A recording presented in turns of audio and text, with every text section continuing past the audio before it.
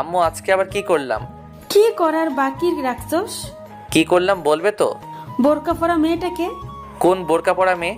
আমি কিছু জানি না, মনে করছস আমাকে তোর ম্যাম সব বলছে? এই রে কাজ সারছে। এই বজ্জারটা আমারে ঠান্ডা পানিতে চুবাইলো, তাই তো বলি আম্মুকে দামি সংবাদগুলো কে দেয়। এখন আম্মুকে কি বলি? ওই বজ্জারটা তোমাকে কি বলছে? দেখ, ন্যাকামি করবি না। যার উপায়টা করে তোর বাপের নাম ভুলাই দিব। আমি তো আব্বুর নাম সেই কবে ভুলে গেছি, আবার নতুন করে ভুলার কি আছে?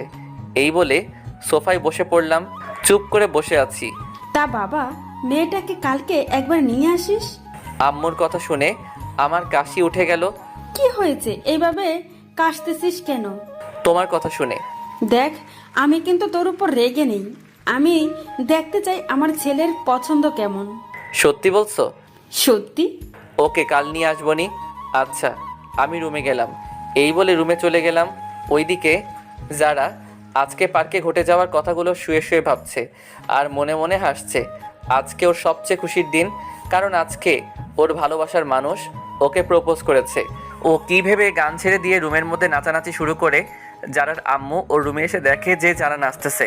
কিরে, তুই এভাবে নাচতেছিস কেন? কিন্তু যারার সেই দিকে কোনো খেয়াল নেই, ও নাচতেই আছে। ম্যাম গিয়ে সোজা গান বন্ধ করে দিল, কিন্তু যারা তখনও নাচতেছে। ওই যারা এইভাবে বানরের মতো লাফাচ্ছিস কেন? তবুও যারা নাচতেই আছে। যারা, এতক্ষণে যারা নাচ বন্ধ হলো। কি? তুই এভাবে লাফাচ্ছিস কেন? বানরও তো তোর থেকে ভালো নাচতে জানে। যারা সোজা গিয়ে ওর আম্মুকে জড়িয়ে ধরলো। আজ আমার মেয়ে এত খুশি কেন? মা, আজ রিয়াদ আমাকে প্রপোজ করেছে। কি? হ্যাঁ মা। তাহলে আমার জামাইয়ের মনে লাড্ডু ফুটছে? আপনারা জামাই মানে বুঝেন নাই? দাঁড়ান বুঝিয়ে বলি। আসলে আমার আর যারার বিয়ে সে ছোটবেলা থেকেই ঠিক করা, কিন্তু তা আমি জানি না। আমি বাদে সবাই জানে। যারার পুরো কথাটা শুনলে হাসতে হাসতে পেট ব্যথা হয়ে যাবে। তারপর যারা তার মাকে সব বলল। ম্যাডাম তো হাসতে হাসতে শেষ। ছেলেটা পারেও বটে, তুইও কিন্তু কম না। সকালে স্কুলে সামিয়ার জন্য অপেক্ষা করতেছি। ধুর, পেতনিটা এখনো আসছে না কেন? অনেকক্ষণ পর সামিয়া আসলো। হাই, কেমন আছো? ভালো, তুমি? ভালো। তা আমার উত্তর কই? এখনই বলতে হবে? হ্যাঁ। এইখানে না, চল নদীর পাড়ে যাই। আজকে আর ক্লাস করব না। ওকে চলো। তারপর দুজনে নদীর পাড়ে চলে আসলাম। তারপর সামিয়া বলল, তোমার আর আমার তো সামনে পরীক্ষা। তো এখন যদি আমরা রিলেশনে জড়াই তাহলে আমাদের পড়াশোনার ক্ষতি হবে। তুমি কি বলতে চাও? ক্লিয়ার করে বলো। আমি তোমার প্রস্তাবে রাজি আছি, সত্যি? কিন্তু আমার কিছু শর্ত আছে। যদি মানতে পারো তাহলে আমিও রাজি। আমি তোমার সব শর্তে রাজি, বলো। প্রথমত, মন দিয়ে লেখাপড়া করতে হবে। দ্বিতীয়ত, যতদিন না পরীক্ষা শেষ হচ্ছে ততদিন আমার সাথে যোগাযোগ করতে পারবে না।